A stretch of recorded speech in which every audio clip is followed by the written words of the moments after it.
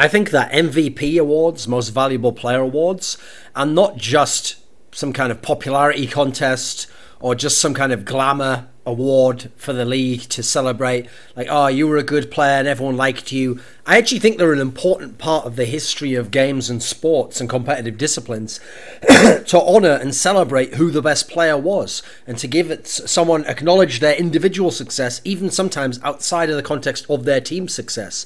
And so as a result, you'd have seen, if you follow my Twitter account, that after every big tournament that I follow in CSGO, I actually give out my own MVP award. I pick the player I think was the MVP of the tournament, I acknowledge them on Twitter, I use their Twitter handle, and I generally try to make it known that I think this guy should be acknowledged for what he did.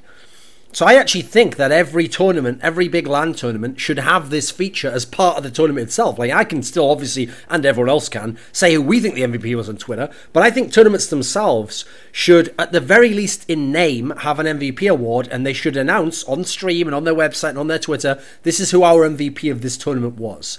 Now, that's at least what I think should happen. In name, there should be the MVP. Ideally, you'd have some sort of a trophy as well that would go to the MVP of the award. So something else to be won there. And if possible, maybe even a prize, such as some money, like $2,000, $5,000, whatever it is, for being the MVP of the tournament. Now, I particularly think this feature is key for majors.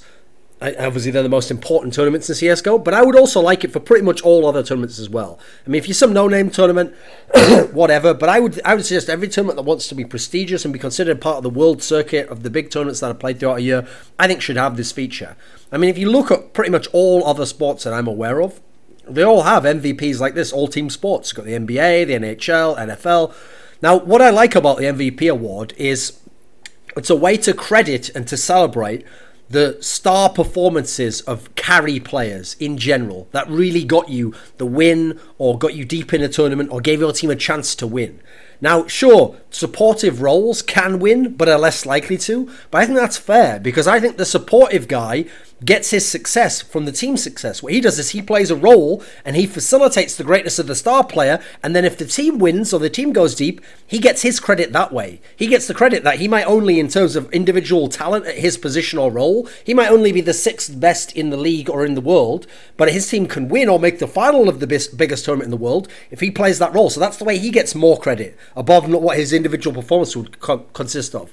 But for the star players, for the carries, this trophy allows them to be celebrated even if their team doesn't win. So their team might make it to the final of a tournament and they might play like gods and their team might lose because the other team was better than their team, but this guy was the best player and he can win that award. And then everyone remembers in history, oh, that's right, yeah, this guy was the best player at that tournament even though the other team won. So a great example of this in history is, I actually think that Guardian at Cluj-Napoca, Dream at Cluj-Napoca, the 3rd major of 2015, the 7th overall, was a great example of this, where for me, I look at the whole tournament and he was the clear MVP of the entire tournament for me. Yet his team made it to the final and lost 2-0. So if you look back in history as a layman, you'll remember, right, okay, I remember Envious won the tournament, and then I remember the best player on Envious at the time was Kenny S.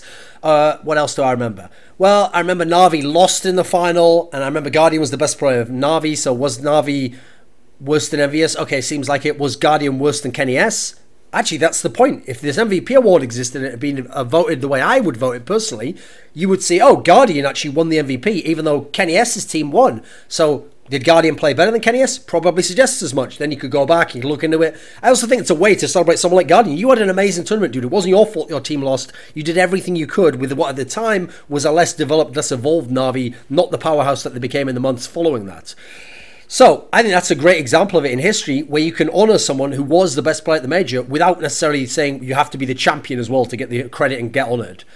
Think in history, if we could go back through all of 1.6, how great it would be if we could look at the stats of who won the most MVPs, who won MVPs over a specific year. So not only do we know, because people like me tell you, this guy was amazing at this period in time, and then he really peaked at this point, you can track his career with the MVPs he won as well. So imagine being able to look in 1.6 at how many Forrest and Neo actually won together, across majors, where probably Neo would win more, across overall tournaments, where Forrest would have won an incredible amount in medium-sized tournaments as well. I think they'd both have a lot there. Players in the early days like Potty and Element, these guys would have had an incredible amount of MVPs from all those early CPLs, etc. You don't remember that. You only remember if they won the tournament, if they had a deep placing. Obviously in CSGO, I'd love to know what, over the NIP period, how many Get Right would actually have had if this had been a proper thing. I mean, I think he would have had maybe the most in history, even though it was only like a year and a half that they were really the gods at that point in time. Shocks, obviously, the great thing about him is he's had career spikes throughout his career. He's had a number of peaks. So he'd still be winning MVPs now, and he'd have won some in the past, and he'd have won some in 2013. So that would be incredible to see the longevity of a guy like that over his career. Obviously, Kenny S is a great example on the Guardian tip, because think about if you could go back and say to someone, yeah, well, you know, when Kenny S was the best player, he actually won, 3 MVP awards for tournaments that actually Titan never even won when he was the best player, but they didn't quite have a good enough team before they got RPK or after they got RPK, and he was still just getting back into the game. Obviously, Olaf Meister and Fnatic would be interesting in as much as they had a very talented team and they won a lot and they switched who the best player was at times. So how many would he have won during his prime? Would Flusher have won some of them for the majors? Who can tell these things? And in the latter day, we'd like to see how many Cold Zero can rack up during SK's run and Luminosity and when they were a top 2, top 4 team.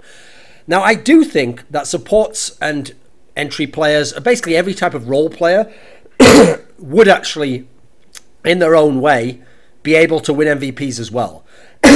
Mainly because if they were to overperform at their given role to an extent that, compared to everyone else in the tournament, it gave their team the big edge that won them the tournament, I think they would win. So I think examples in the past of people who would have won MVPs at tournaments is, I think Apex would have won with the old LDLC he used to be on in 2014. Like Cologne, he was definitely a candidate there. I think Zipnix obviously had times in TSM. I'm thinking in the fall, the autumn of last year, he certainly had some tournaments where he was absolutely incredible there. I think these guys would have been able to win MVPs, even from not traditional carry roles necessarily. So even then, it's all the positions should be able to be honoured and could win the MVP award. I mean, I actually made a video, I'll link it up here, from League of Legends where I tried to describe that. I think MVP, it should be possible to win from all the positions and all the roles, depending on how well you play that role individually and then the team impact as well. I actually think that this is a key point to make, is that it wouldn't just be only the mad fragger who won every time. There might be a time where FNX could win an MVP for an award. If he really won all these insane clutches and had solid times where he flagged at this point in the game, and then he was just very even numbers across the tournament. Meanwhile, maybe Cold Zero has an up-down tournament then. Maybe Fallen Zorping's off for the big game in the final. In times, there could be the guy with the other guys win the MVPs as well. It wouldn't just be biased towards, like, it wouldn't be Olaf Meister and Kenny S and Guardian and these guys every single tournament. So you don't have to worry about that aspect. Now, in terms of deciding who gets it, that's a bit more tricky, obviously.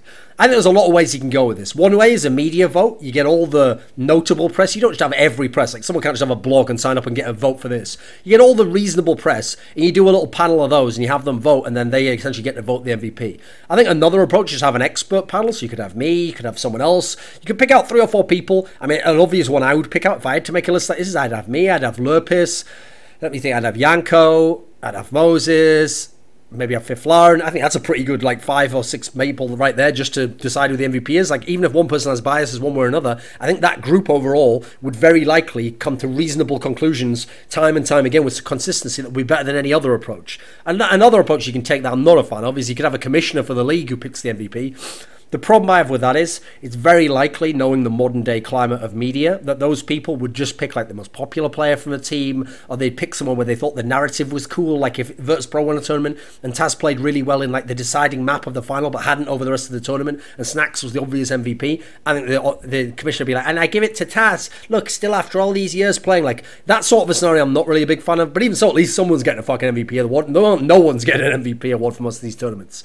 So last option, one that I definitely am against, is a fan vote. I've just seen too much fuckery throughout all esports games, going back through history, where fan vote, because it is literally a popularity contest, becomes a popularity contest. And you would get scenarios where people would vote in. I mean, an obvious example would be, even if Cold Zero had a terrible tournament, they'd vote Brazilian players, if they're a Brazilian fan, over players from another country. This is the sort of thing that would happen. I mean, in the past, you've had obvious examples where French players were voted in this manner in different games. You had examples of North Americans being voted where they didn't necessarily deserve to be. So I think the fan vote would be a shitfest. I wouldn't be a fan of it myself. I mean, it's still better than no MVP, but I just think it wouldn't be very legit in terms of the MVP. I think part of the reason why MVP is important is because, like I say, it highlights the legacy of a player, his greatness across his whole career. Now you can see, for example, again, if you're the layman, imagine coming into the NFL and you just looking at who has the most Super Bowl rings, right? So at the quarterback position, up until last year, you would have seen that Eli Manning has 2 Super Bowl rings. And then you would have seen his older brother, Peyton Manning, had 1 Super Bowl ring. So the layman would think, does this mean Eli Manning is a better quarterback? But if you then told that guy, oh, wait a second, let me show you another stat. NFL MVPs. Peyton Manning, 5 MVPs. So 5 years he was voted MVP.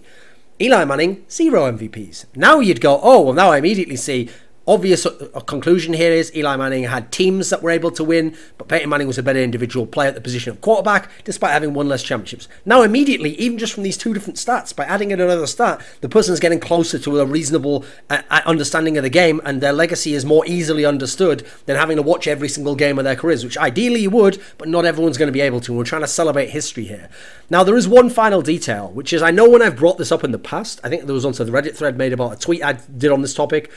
People made suggestions that, oh, but if you have an MVP like that, especially if there's a prize, then players will just, bait and they'll just play in a selfish individual manner for stats just so they can try and win the MVP award, right? Anyone who thinks that hasn't thought through how the award would be decided.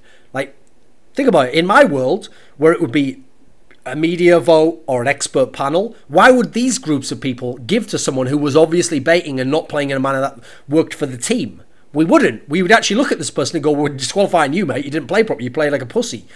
So in this scenario, that would take care of itself anyway. And the whole point of this is we're trying to just celebrate greatness. We're not making something like it'll never be more worthwhile for a player to bait, lose in the semi-finals, win this MVP award than to win the tournament. That will never be the case with how this is structured. But anyway, I think it's very important. And I think of myself of all the missed opportunities in the past where I'd love to know how many MVPs would Potty have won? How many would some of the fluke ones have won where that guy won a tournament and was super sick at one and then wasn't as good at the other? Great example, a guy called Zid at an event called CPL Winter 2005, a super stacked CPL. His team actually managed to finish 4th place, beating out Heaton and Potty's NIP, and this guy had a super insane tournament and never did it again at any other big tournament. So vaguely close to that level. So would he have won the MVP there? What an interesting question with such a wide open field at that point in time.